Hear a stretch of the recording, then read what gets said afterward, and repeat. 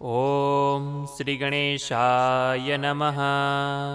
તો મિત્રો, સ્વાગત છે આપનું આપણી યુટ્યુબ ચેનલ ભક્તિ કીર્તન સંગ્રહમાં. મિત્રો, આજના આ વિડીયોમાં આપણે 1 નવેમ્બર 2023 ને આસો મહિનાની વદ પક્ષની ચોથના દિવસે કરવામાં આવતું કડવા ચોથ વ્રત વિશે વાત કરીશું. આ વ્રતનો મહિમા, વિધિ તથા વ્રતની કથા સાંભળીશું કે જેના વગર આ વ્રત અધૂરું ગણાય છે, તથા આ વ્રત કેવી રીતે કરાય છે, વ્રતમાં શું ધ્યાન રખાય છે, સંપૂર્ણ માહિતી આપણે આ વિડીયોમાં જાણીશું, સમજીશું. તો આ વિડીયો પસંદ આવે તો લાઈક કરજો, તમારા મિત્રોને મોકલજો. અમારી ચેનલમાં નવા હોય તો સબસ્ક્રાઈબ કરવાનું ભૂલતા નહીં કે જેથી કરીને આપ સૌ લોકોને આવા જ અવનવા વિડીયો મળતા રહે. મિત્રો, આપણા હિન્દુ ધર્મમાં કડવા ચોથ વ્રતનું ખૂબ જ મહત્વ છે. પહેલાંના જમાનામાં જેટલી શ્રદ્ધાથી આ વ્રત કરવામાં આવતું હતું, એટલી જ શ્રદ્ધાથી, એટલા જ ભાવથી આજે પણ બહેનો આ વ્રતને ધારણ કરે છે. આપણા હિન્દુ ધર્મમાં આ કડવા ચોથ વ્રતનું ખૂબ જ મહત્વ છે. કડવા ચોથ એ 2 શબ્દનો બનેલો છે. કડવા એટલે કે માટીનું બનેલું એક વાસણ, અને ચોથ એટલે કે ચતુર્થી. એટલે આવી રીતે આ કડવા ચોથ ઉપર આ કડવાનું, આ માટીના વાસણનું ખૂબ જ મહત્વ છે. આ દિવસે સૌભાગ્યવતી સ્ત્રી પોતાના પતિના લાંબા આયુષ્ય, નિરોગી જીવન તથા સુખી સમૃદ્ધિ આયુષ્ય માટે વ્રત રાખે છે. આ વ્રત સૌભાગ્યવતી સ્ત્રીઓ માટે ખૂબ જ મહત્વનું વ્રત છે. કડવા ચોથના દિવસે સ્ત્રીઓ ખૂબ જ શ્રદ્ધાભાવથી શિવ પાર્વતીનું પૂજન કરે છે, ભગવાન કાર્તિકેય તથા ગણેશજીની પણ પૂજા કરે છે, અને રાત્રે ચંદ્ર દર્શન કરીને ચંદ્રદેવની પણ પૂજા કરે છે.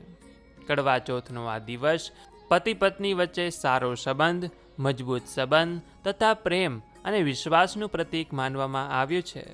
એટલું જ નહીં, કન્યાઓ પણ મનપસંદ પતિ મેળવવા માટે આ વ્રતને રાખે છે. પરંતુ આમ જોવા જઈએ તો આ વ્રત માત્ર પરિણીત સ્ત્રીઓ માટે જ છે, અથવા તો જેમની સગાઈ થઈ ગઈ હોય તે પણ આ વ્રત કરી શકે છે. આ વ્રતની શરૂઆત સવારે સૂર્યોદય સમયથી થાય છે. સૂર્યોદય પહેલાં સરગીના રૂપમાં મહિલાઓ ખાઈ શકે છે, કે જેમાં સૂકો મેવો છે, ફળ ફ્રૂટ છે, કે પછી કોઈ મીઠાઈ લઈ શકે છે. અને ત્યાર પછી સૂર્યોદયથી લઈને સાંજે ચંદ્રોદય સુધી આ વ્રત નિર્જળા કરવાનું હોય છે, કે જેમાં પાણી પણ ગ્રહણ કરવામાં આવતું નથી.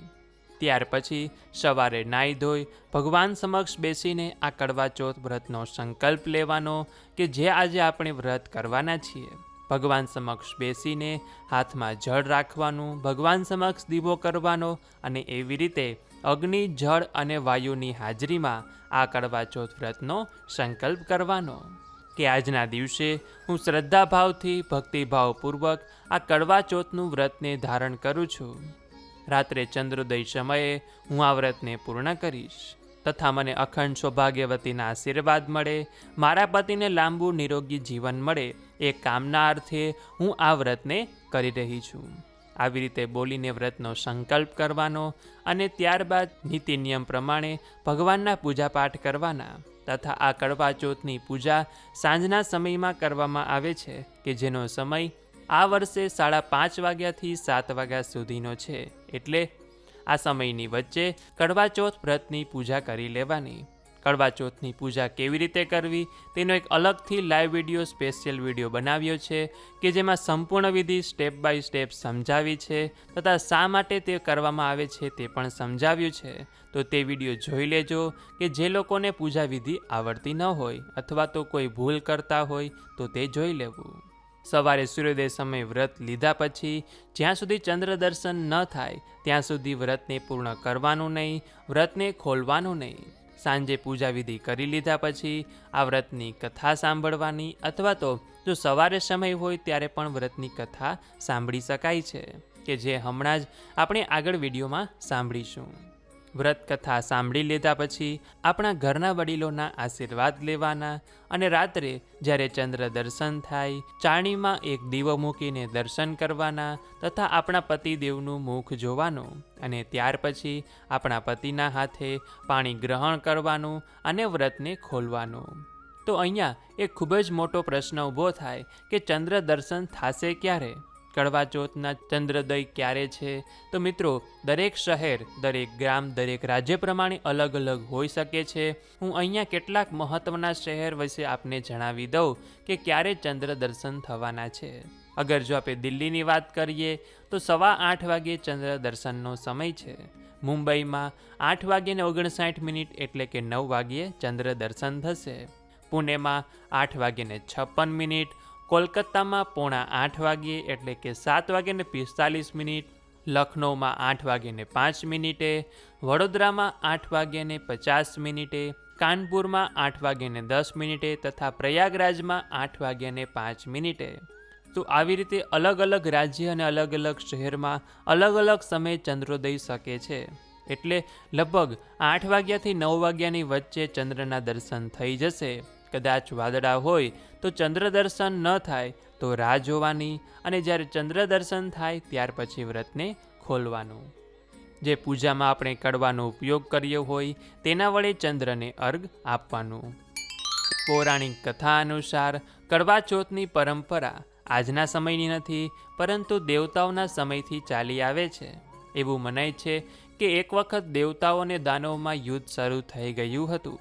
તે યુદ્ધમાં દેવતાઓની હાર થઈ હતી, અને તેવામાં દેવતા બ્રહ્મદેવની પાસે ગયા અને પોતાની રક્ષા માટે પ્રાર્થના કરી. બ્રહ્મદેવ કહે કે આ સંકટથી બચવા માટે બધા દેવતાઓની પત્નીઓને પોતપોતાના પતિઓ માટે વ્રત રાખવું જોઈએ અને સાચા ભાવથી તેમના વિજય માટે પ્રાર્થના કરવી જોઈએ. અને બ્રહ્મદેવે વચન આપ્યું કે આવું કરવાથી નિશ્ચિત જ યુદ્ધમાં દેવતાઓનો વિજય થશે. બ્રહ્મદેવના સૂચનના બધા દેવતાઓ અને તેમની પત્નીઓને ખુશી ખુશી સ્વીકાર કર્યું.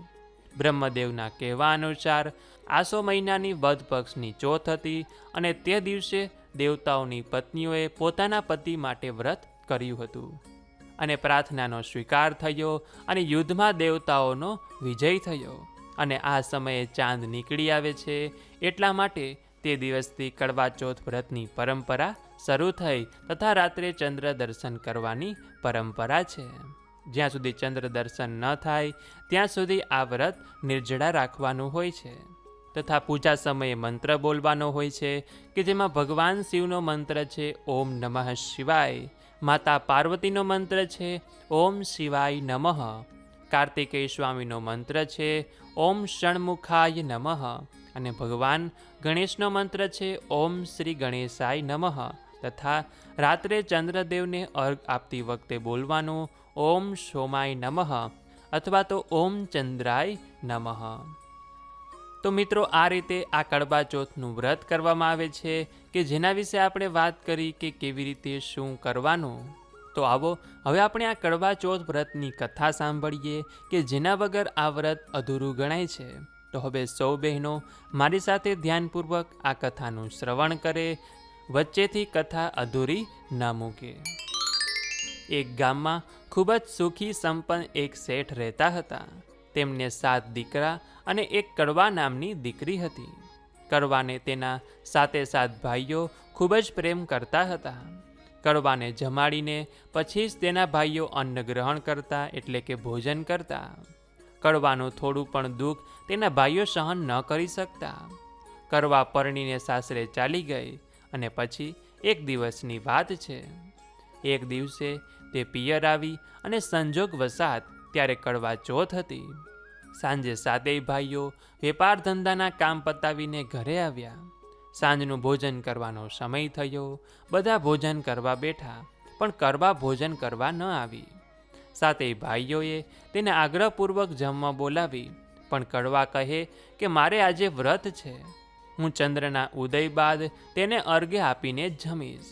ચંદ્ર ક્યાંય દેખાતો ન હતો, અને આખા દિવસની ભૂખને લીધે કડવાની હાલત ખૂબ જ ખરાબ થવા લાગી હતી.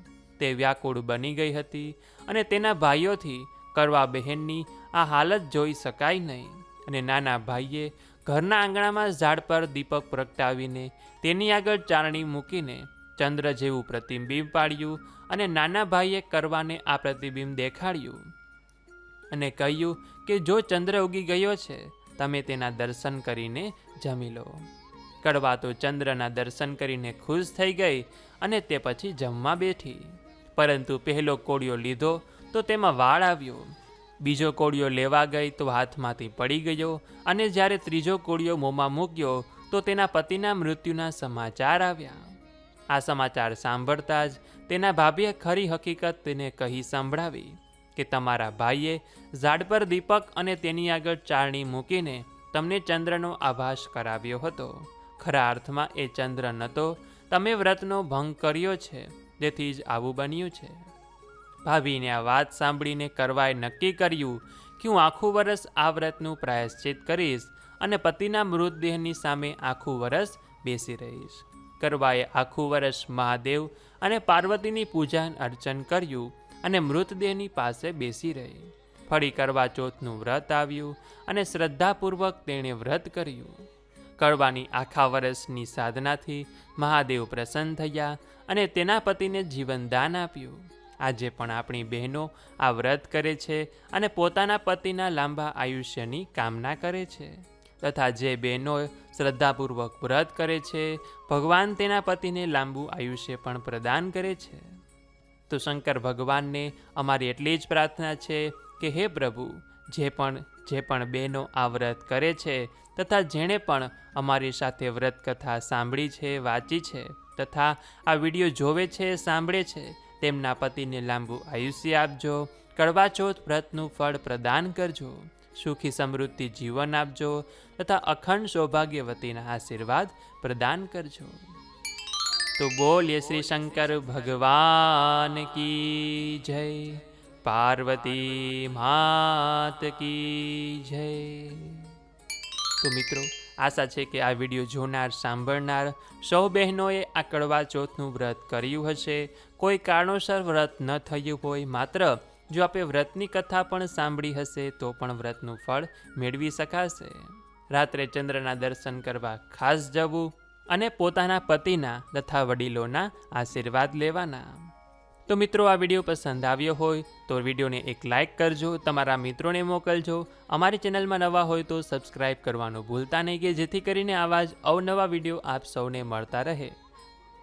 તો આ સાથે હવે મને રજા આપો, મળીશું ફરીથી એક નવા વિડીયોમાં. ત્યાં સુધી આપ સૌ લોકોને અમારી ચેનલના જય શ્રી કૃષ્ણ. ધન્યવાદ મારી સાથે જોડાઈ રહેવા બદલ, મારી સાથે કડવા ચોથ વ્રતની કથા સાંભળવા બદલ આપ સૌ બહેનોનો ખૂબ ખૂબ આભાર.